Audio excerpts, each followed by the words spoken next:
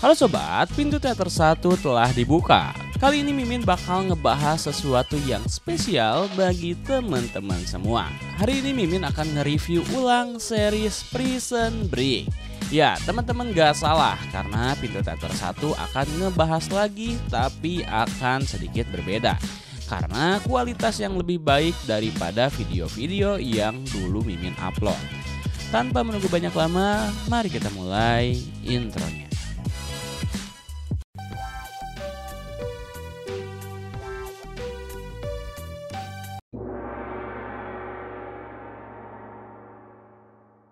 Scene diawali, Scofield, Burrow, dan Nika sedang berangkat naik mobil. Tiba-tiba mereka kedatangan tamu tak diundang. Dan betapa terkagetnya mereka melihat bahwa itu adalah Bellick dan Gary. Bellick pun menabrak-nabrakan mobilnya itu dan akhirnya mobil mereka pun menabrak pohon.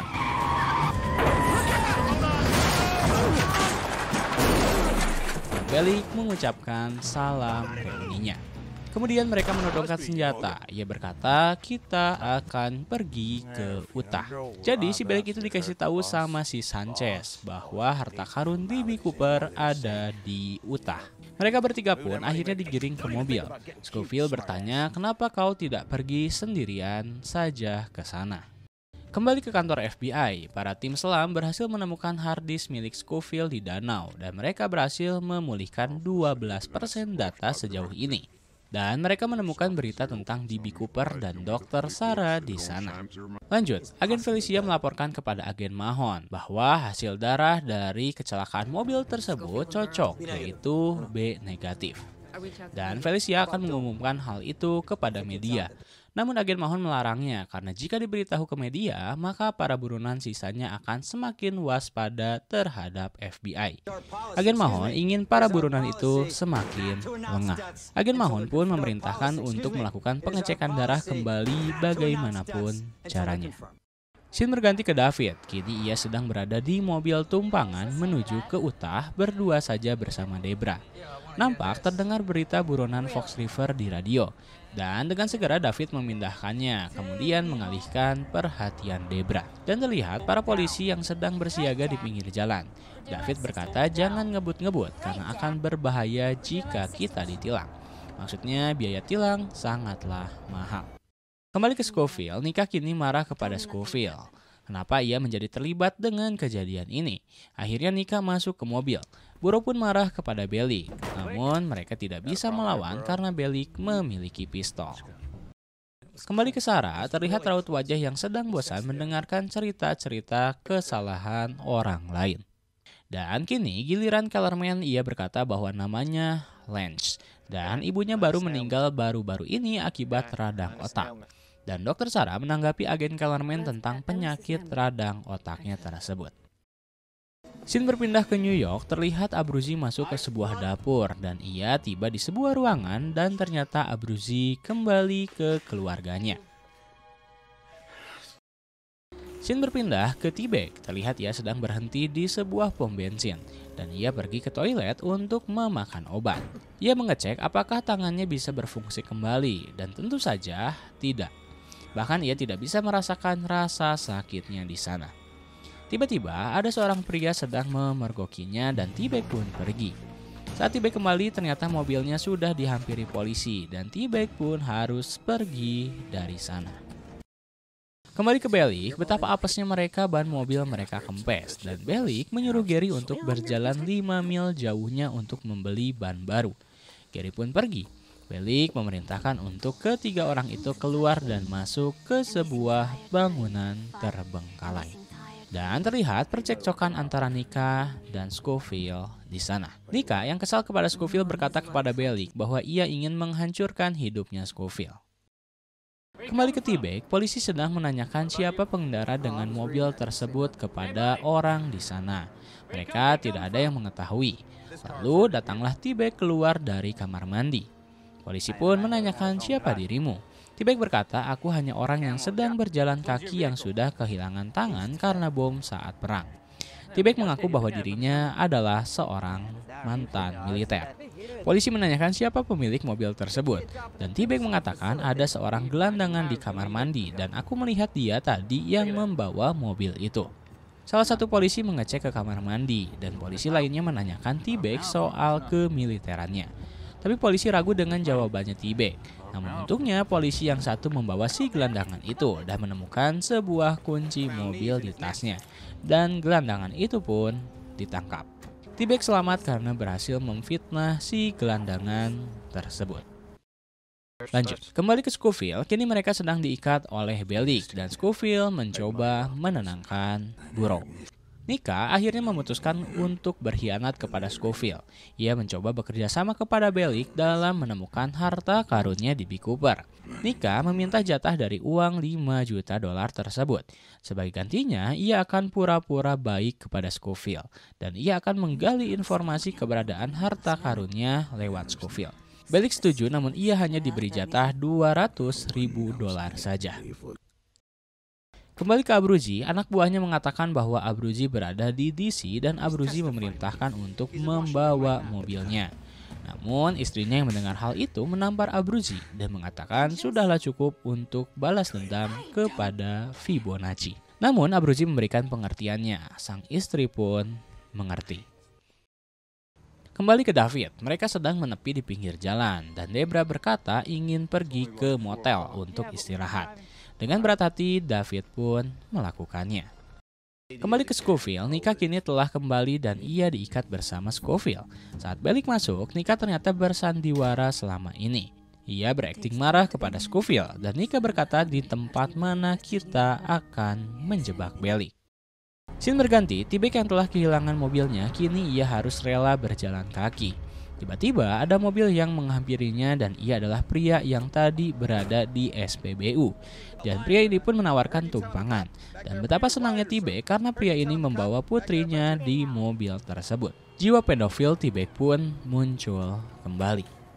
Kembali ke Bellick, Nika berkata bahwa Burrow akan menjebak Bellick di suatu tempat di Utah. Burrow memiliki teman-teman penjahat di sana. Bellick bertanya di mana letak harta karun tersebut. Nika bertanya ia belum tahu, tapi Nika ingin memiliki kesepakatan baru. Ia ingin mendapatkan jatah harta karun tersebut yaitu sepertiganya. Bellick setuju, tapi dengan syarat yang ia dapat bukan info harta karun saja, tetapi juga diri Nika, dan mereka pun sepakat. Terlihat Abruzzi sedang menuju perjalanan misi balas dendamnya kepada Fibonacci. Scene berganti, David dan Debra sudah sampai di motel. David kembali setelah membeli cemilan dan dengan lantangnya menanyakan apakah kau telah memiliki pacar. Namun Debra pun malah masuk ke kamar mandi. Agen Mahon mengetahui bahwa ada buronan yang sedang berada di motel dan FBI pun segera pergi ke sana. Kembali ke Dr. Sarah, kini Dr. Sarah dan agen Kellerman pun berkenalan di sana dan menjalin pertemanan. Scene berganti, nampak T-Bag sudah singgah di rumah mobil pria yang memberikan tumpangan. Dan terlihat anaknya sedang bermain air di kolam dan T-Bag melakukan rayuannya dan mencoba memegang gadis tersebut. Gadis itu pun berlari mengadu kepada ayahnya dan sang ayah pun akan memberikan pelajaran kepada T-Bag. Nika mencoba menggoda Bellick dan berusaha mengambil pistolnya. Namun ia ketahuan dan misi Nika pun gagal. Ia dikembalikan bersama Scofield dan Burrow. Saat Bellick berbalik, ia kehilangan pistolnya dan ternyata Burrow sudah berada di belakangnya. Gary kembali selesai membeli ban dan ternyata ia sudah terjebak. Gary pun terikat bersama Bellick. Bellick mencoba ngomporin si Scofield dengan berkata-kata gara-gara misi pelarian itu Dr. Sarah harus overdosis dan kini ia terancam hukuman penjara. Scofield yang baru tahu hal itu menyuruh Bellick untuk menutup mulutnya. Kembali ke gadis kecil, dia melihat mobil ayahnya di sana dan ternyata ia melihat yang mengendarainya itu adalah T-Bag. Gadis itu pun terkaget. Nampak Sarah sudah semakin akrab dengan Kellerman dan tiba-tiba Sarah mendapatkan telepon dan itu dari Scofield. Scofield menyampaikan permohonan maafnya atas apa yang terjadi.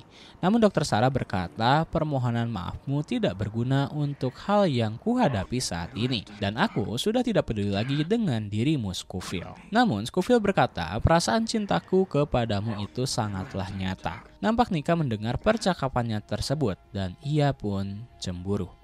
Agen Mahon dan anggota yang lain akan tiba 10 menit lagi ke motel tersebut. Di motel, David keluar sehabis mandi dan nampak Debra berkata akan membeli minuman terlebih dahulu. Terlihat Debra gelisah dan David pun curiga kepadanya. Apakah Debra yang memanggil para FBI tersebut? Di sisi lain, Abruzzi telah tiba di sebuah motel juga. Motel tempat ia mendapatkan info keberadaan Fibonacci. Ia pun masuk ke dalam motel tersebut dan tidak ada siapa-siapa di sana. Dan tiba-tiba FBI sudah mengepungnya di sana. Jadi ternyata agen Mahon pergi bukan ke motelnya David, melainkan motel tempat ia menjebak Abruzzi. Abruzzi menanyakan siapa yang berkhianat. Agen Mahon menjawab, anak buahmu. Mahon berkata, menyerahlah secara baik-baik dan kau akan kembali ke Fox River atau kembali ke kamar mayat. Abruzzi pun keluar dan ia tidak sudi kembali ke Fox River dan akhirnya ia pun memutuskan untuk bunuh diri. Dan Abruzzi pun tewas. Kembali ke motel David, Debra mengatakan bahwa dirinya gelisah karena takut kepada ayahnya yang galak. Ia takut ketahuan jika sedang berduaan dengan seorang pria. Mereka pun saling bercanda-canda dan nampak mereka saling jatuh cinta. Kembali ke Scofield mengucapkan kata-kata terakhirnya kepada Nika dan mengucapkan terima kasihnya. Mereka akan berpisah di tempat tersebut. Mereka pun berpelukan. Dan Nika mengambil pistol yang dibawa Burrow dan menodongkannya kepada mereka. Ia berkata, aku cinta kepada Scofield. Namun cinta bertepuk sebelah tangan. Karena kesal Scofield telah memanfaatkannya, ia pun akan memanggil polisi dan mendapatkan hadiah sayembara. Namun ia harus malu ketika Burrow mengeluarkan magazin pistolnya yang sudah dilepas. Akhirnya mereka pun pergi meninggalkan Nika. Di kantor FBI, nampak para FBI menyalahkan caranya agen Mahon menangkap Abruzzi dengan cara menjebaknya. Dengan cara itu Abruzzi pastilah tewas. Agen Mahon menjawab bahwa ia adalah seorang bos mafia harus ditangkap dengan cara tersebut. Agen Mahon telah mengetahui bahwa kelemahannya Abruzzi adalah Fibonacci, sehingga ia memberikan umpannya itu agar memancing ia keluar. Cerdas juga. Laporan tes darah laboratorium telah diketahui dan ternyata darah itu adalah darah babi. Agen Mahon memuji kepintaran Scofield dan membandingkannya dengan Sales Oscar. Jadi siapakah Sales Oscar tersebut? Scene diawali Scofield yang sudah berada di negara bagian utara. Mereka mendengar berita di radio bahwasannya Abruzzi sudah ditembak mati. Sudah ditembak mati di Washington DC dan memberitahu bahwa masih ada 7 buronan lainnya masih bebas berkeliaran. Burrow berkata mereka sudah mengetahui kita memalsukan kematiannya. Sia-sia usaha kita. Scofield berkata, yang terpenting kita sudah mengulur waktu. Mereka harus pergi ke peternakan KK atau kita sebut Double K yang jaraknya 120 km lagi. Scofield berkata kita tidak akan bisa ke Panama jika kita tidak memiliki uangnya di B. Cooper. Scene berlanjut, terlihat Franklin yang sedang berada di kereta menuju ke Utah.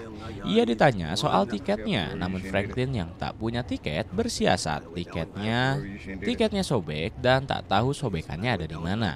Dan ia pun diizinkan untuk berada di kereta sampai divalidasi tiket tersebut. David selesai melakukan aksi pengencrotan kepada Debra dan tiba-tiba ada yang mengetuk pintu kamarnya dan ternyata itu adalah polisi. David yang panik segera masuk ke kamar mandi. Betapa terkejutnya Debra saat polisi memberikan fotonya David yang merupakan seorang buronan. Namun Debra yang sudah jatuh cinta kepada David berkata kepada polisi bahwa ia tidak melihatnya. Dan polisi itu pun pergi. Kemudian David menjelaskan semuanya. Ia bukanlah penjahat. Ia hanya mencuri kartu baseball saja. Namun Debra berkata aku akan pergi keluar dan meninggalkan kunci mobilku di sini. Saat aku kembali mobilku akan hilang dan nanti akan ditemukan di tempat yang jauh tanpa pengemudi di sana. Jadi si Debra membiarkan David kabur dengan mobilnya. Akhirnya Debra pun pergi meninggalkan David. Scofield tiba di Tole. Mereka berencana harus selesai malam ini dan T-Bag ternyata sudah ada di sana juga. Di kantor FBI, Felicia memberikan informasi bahwa ditemukan pria dengan ciri-ciri mirip T-Bag. Namun agen Mahon tidak peduli dan menanyakan apa ada yang punya berita tentang Scofield. Bawahannya memberitahu bahwa harddisk Scofield sudah pulih 60% dan agen meminta untuk mencetak semuanya dan taruh di mejanya. Scofield mencari peternakan Double K dan tidak menemukannya. Bureau bertanya kepada penduduk lokal yang sudah tinggal sedari kecil. Dan ia berkata bahwa ia tidak pernah mendengar peternakan Double K. Dan Scofield berkata kita harus mencari data tentang properti kota. Dan arsip itu ada di balai kota. Mereka harus ke sana meskipun banyak polisi yang berjaga. Terlihat David yang sudah membawa kabur mobil Debra dan ia pun meninggalkan mobilnya di pinggir jalan. Pintarnya ia menghapus jejak sidik jarinya dan meninggalkan pesan di kaca mobil. Aloha. Terlihat agen Kellerman kedatangan seorang agen lainnya. Perkenalkan, dia adalah agen Kim. Jadi dia ini yang bakal menjadi musuhnya Scofield dari pihak company. Agen Kellerman berkata, aku sedang mengawasi Dr. Sarah dan itu jalan kita untuk menemukan Scofield. Agen Kim pun akan memberitahu berita tersebut kepada Mrs. Presiden. Jadi agen Kim merupakan seorang pas pampres juga. Kemudian, scene berganti ke Dr. Sarah. Ia mendapatkan sebuah surat yang ternyata isinya merupakan burung origami kembali. Dan ada sebuah kode angka-angka di sana. Apa maksudnya? Scene berganti, agen Kellerman mengajak Dr. Sarah untuk memasak dan membuat pie blueberry bersama. Kembali ke kantor FBI, agen Mahon gelisah dan membutuhkan memakan obat penenangnya. Namun obatnya itu telah habis. Scene berganti ke T-Bag di Utah. Tak sengaja ia bertemu dengan David dan ia pun memaksa David untuk bergabung dengannya. David menolak tapi T-Bag membujuknya kembali. Nampak Sukre di daerah dekat Las Vegas tempat pernikahannya Mary Cruz dan ia berusaha untuk menelpon gedung-gedung pernikahan di sana. Pernikahan di sana untuk tahu di mana letak pernikahannya Mary Cruz. Bureau dan Scofield masuk ke dalam gedung balkon. Saat pemeriksaan, Scofield tertahan karena memakai bahan logam, yaitu jamnya. Namun sang polisi melihat tato di tangan Scofield dan ia pun mencurigainya. Kemudian Scofield dan Bureau segera pergi menuju ke atas. Scofield pun akhirnya menemukan arsip tersebut dan menemukan Double K, yaitu Carl Kokosi. Dan saat ia mencari halamannya tersebut, halaman itu sudah disobek. Ternyata ada orang yang terlebih dahulu mengambil halaman tersebut. Dan mereka pun melihat ada T-Bag di sana.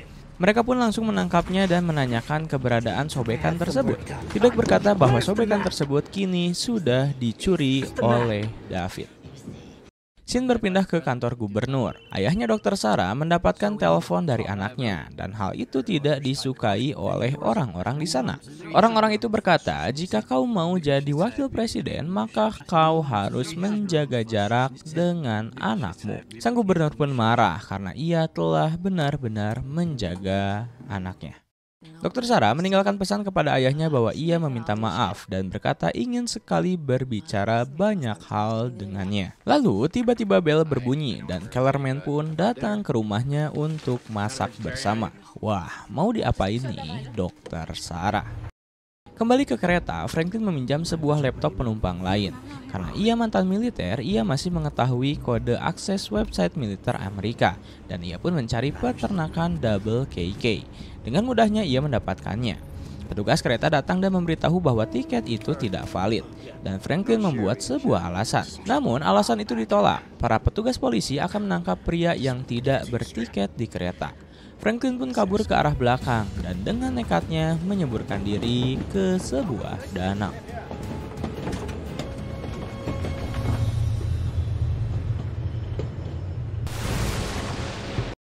Kini FBI mengetahui keberadaan Franklin dan mereka sekarang mengetahui para napi berangkat menuju ke arah barat, bukan ke Meksiko.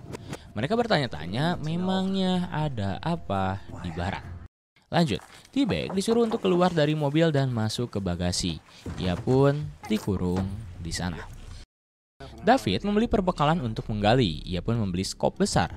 David nampak mencurigakan dan saat ia akan membayar barangnya tersebut, tiba-tiba si kasir memukulnya. Dan ia ngeh bahwa David adalah buronan Fox River. David pun pingsan dan dibawa ke belakang. Namun tak berselang lama Scofield datang ke toko dan sang pemilik toko berkata toko sudah tutup. Namun Scofield curiga dengan barang-barang yang berantakan di sana. Ia pun menghajar si pria tersebut.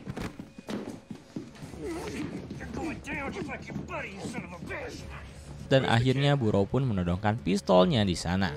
Akhirnya pria itu pun menyerah. Sucre datang ke gedung pernikahan dan ia menemukan kakaknya Mary Cruz. Ia meminta tolong kepada kakaknya untuk dipertemukan kepada Mary Cruz, karena Sucre lah bapak dari kehamilannya Mary Cruz. Kakak Mary Cruz pun pergi kepada Mary Cruz. Kembali ke rumah Dr. Sarah. Saat mereka sedang asik makan, mereka dikejutkan dengan kedatangan sang gubernur di sana. Dan Dr. Sarah pun masuk ke ruangannya. Pleasure to meet you, sir. I voted for you. Oh, thank you. I appreciate it. Sure. Agen Kellerman memanfaatkan hal itu dengan mencari info-info lain tentang Dr. Sarah. Dan ia menemukan burung origami di sana. Ia pun mencatat nomor tersebut. Di sisi lain, Dr. Sarah mengucapkan penyesalan kepada ayahnya karena telah membuat nama baiknya tercoreng karena ulahnya. Sang ayah pun memaafkannya, dan hubungan mereka pun baik kembali. Kellerman mencoba mengidentifikasi nomor tersebut.